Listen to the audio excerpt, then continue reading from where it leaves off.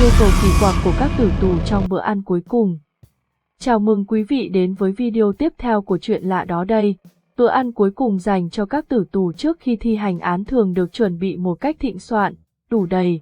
Đây là một đặc ân cuối mà những kẻ mang trọng tội được hưởng.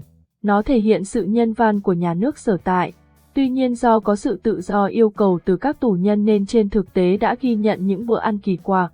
Bạn sẽ phải ngạc nhiên bởi trước thời khắc của sự sống và cái chết, một số tù nhân vẫn đưa ra yêu cầu khó tin cho bữa ăn cuối cùng trên đời. Đề nghị một cục đất cho bữa ăn cuối. James Edward Smith đã đoạt mạng người trong một vụ cướp có vũ trang tại công ty bảo hiểm ở Texas, Mỹ, hồi năm 1983. Phết bị bắt và được đưa đi thi hành án vào tháng 6 năm 1990. Trong bữa ăn cuối cùng, Smith thay vì đưa ra yêu cầu các món ăn yêu thích, một bữa tiệc linh đình thì hắn chỉ đề nghị rất lạ đời. Đó là một cục đất để có thể cầm theo đến khi hành quyết. Do không phải là đồ ăn nên yêu cầu của hắn đã không thể được trại giam đáp ứng. Cuối cùng Smith đành miễn cưỡng hài lòng với một hộp sữa chua. Nhà bếp chuẩn bị thiếu món ăn yêu thích của tử tù. Russell bị xử tử năm 1995 vì siết cổ, tước đi mạng sống của cụ bà 85 tuổi. Trong bữa ăn cuối cùng trước khi về với Chúa, Russell đã tự cho mình cái quyền trở thành thượng đế. Hắn gọi một loạt món ăn cầu kỳ gồm 20 con ngao hấp, 20 con trai hấp, một bánh hamburger của Burger King loại đặc biệt, 6 miếng sườn nướng, 2 ly sữa lớn, mì spaghetti đóng hộp của bánh Burger King, bánh bí ngô và kem. Do tử tù Russell yêu cầu quá nhiều món nên đầu bếp đã mắc sai sót khi chuẩn bị thiếu mì spaghetti đóng hộp. Thật không may, giữa rất nhiều món được yêu cầu, đó lại là thức ăn mà hắn mong chờ nhất và dễ dàng phát hiện ra khi nhà bếp chuẩn bị thiếu. Lúc được nói lời cuối cùng tại nơi xử tử, thay vì thể hiện sự ân hận vì sớm rời xa cõi đời, hoặc chí ít là lời nhắn gửi đến người thân gia đình, Russell gây sửng sốt khi nói, tôi vẫn chưa được dùng SpaghettiOs, mọi người hãy nhớ điều đó. Có vẻ như hắn đã rất thèm món ăn này trước lúc phải đền tội. Russell đúng là một tên tử tù có tâm hồn ăn uống. Chỉ gọi một hạt ô liu cho bữa ăn cuối. Dexter Fletcher là người cuối cùng thi hành án tử hình ở bang Iowa, Mỹ trước khi bang này hủy bỏ án tử hình vào năm 1965. Với bữa ăn cuối cùng, vào năm 1963 Fletcher đã đưa ra yêu cầu đơn giản khiến nhà bếp hết bất ngờ, đó là một quả ô liu với một khoảng trống ở giữa đĩa. Khi ra pháp trường, Fletcher đã để hạt ô liu trong túi áo ngực. Hắn giải thích mình muốn trồng cây ô liu là biểu tượng của hòa bình. Có lẽ tử tù này muốn quả ô liu có thể mọc thành cây từ ngôi mộ của mình. Chưa kham chính quyền lần cuối. Lawrence Russell Brewer, 44 tuổi, bị kết án tử hình do tội ác không thể dung thứ đã gây ra hồi năm 1998. Trong bữa ăn cuối cùng trước khi bị thi hành án tử, Russell đã đưa ra yêu cầu bữa ăn hoành tráng cả về khối lượng lẫn số lượng, gồm 2 bít tết gà với nước sốt và hành tây, một phô mai thịt xông khói ba chỉ và một phô mai thịt bò băm, ăn kèm với cà chua, hành tây, ớt chuông. Với món tráng miệng, Russell gọi kem, kẹo bơ đậu phộng và không quên yêu cầu cả bia. Dù đã được nhà bếp đáp ứng đầy đủ, đúng theo yêu cầu, nhưng sau cùng tên tử tù này lại bất ngờ quay xe. Hắn tuyên bố, tôi không đói và chẳng đụng đũa vào bất cứ món ăn nào đã được chuẩn bị xong. Sự việc này đã khiến chính quyền bang Texas hủy bỏ quy định các tử tù được gọi các món ăn cuối xa hoa. Theo đó vào ngày hành quyết, các phạm nhân thi hành án tử chỉ được ăn các món theo thực đơn của trại giam. Ted Bundy là một trong những kẻ đoạt mạng người hàng loạt khét tiếng nhất trong lịch sử. Với vẻ ngoài điển trai và quyến rũ, gã dụ các nạn nhân bằng trò chơi tình ái, sau đó đoạt mạng một cách dã man. Tổng cộng có 30 phụ nữ rơi vào cái bẫy mật ngọt này và ra đi tức tưởi. Gã bị hành quyết vào năm 1989. Khi ngày thi hành án đến gần, Bundy không thể nghĩ đến thực phẩm và không đưa ra yêu cầu đặc biệt cho bữa ăn cuối cùng. Gã được cung cấp bữa ăn tiêu chuẩn cho tử tù ở Florida bao gồm bít tết, trứng bắc thảo, bánh mì nướng bơ, sữa, cà phê, nước trái cây và bánh mì. Không yêu cầu gì, chỉ gửi thông điệp phản đối.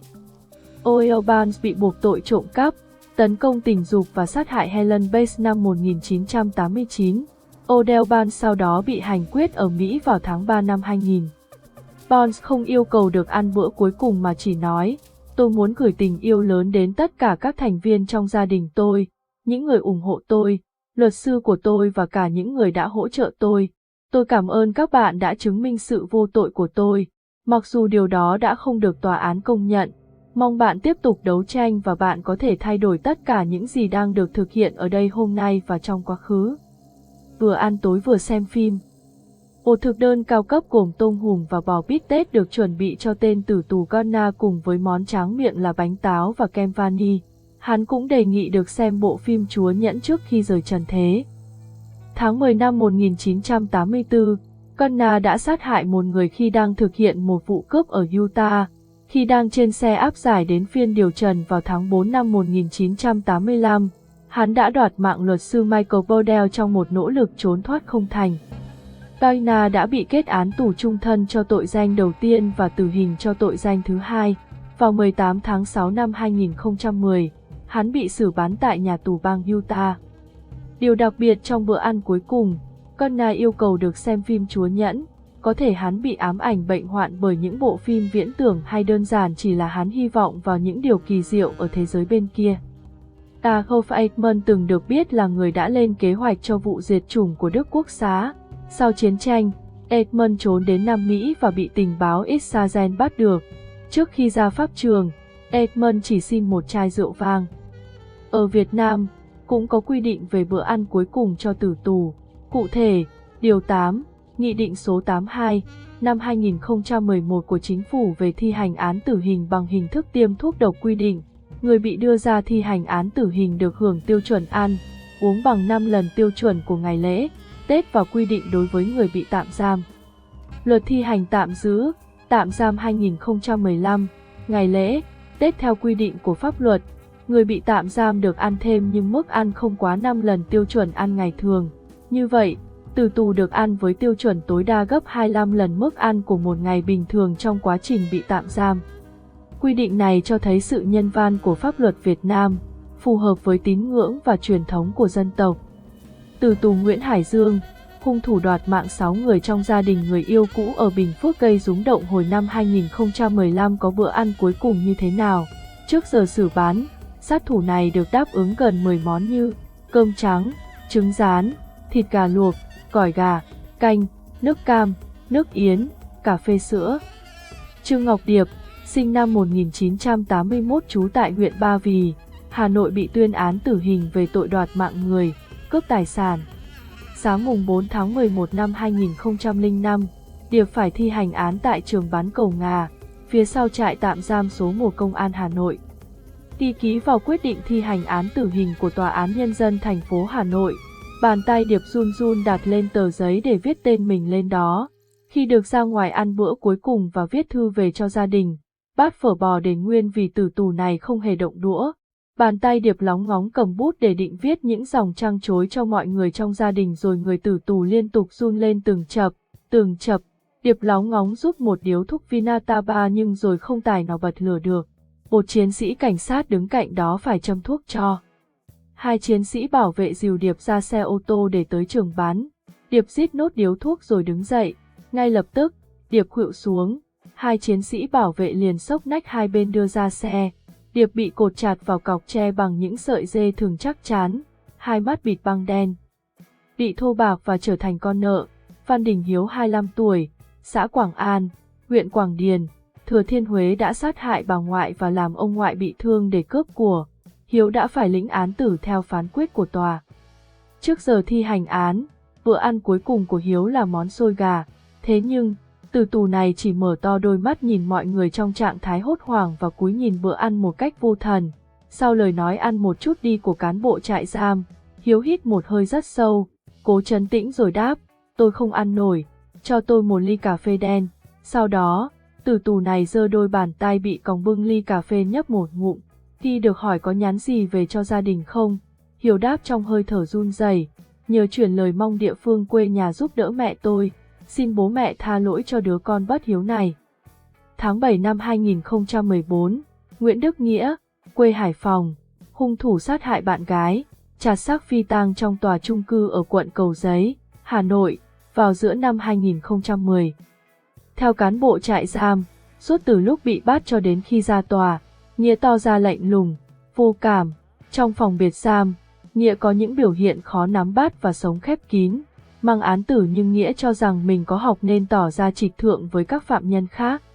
Sau khi đơn xin ân giảm bị bác và biết mình phải chịu tử hình bằng tiêm thuốc độc, Nghĩa càng tỏ ra buồn chán, đêm thường không ngủ, hoặc ngủ rất ít, có thời điểm khoảng 2 đến 3 giờ, tử tù này lại thức dậy ngồi trầm tư. Kể từ lúc đó, anh ta tuyệt thực, nhiều lần được cán bộ trại giam động viên và trấn an tâm lý, Nghĩa mới tĩnh tâm trở lại. Ít giờ trước khi đến nơi thi hành án, Nghĩa trò chuyện cởi mở với những người xung quanh, thi thoảng, anh ta khẽ mỉm cười. Tuy nhiên, lúc kiểm tra sức khỏe, lực lượng chức năng thấy tim của hắn đập nhanh hơn.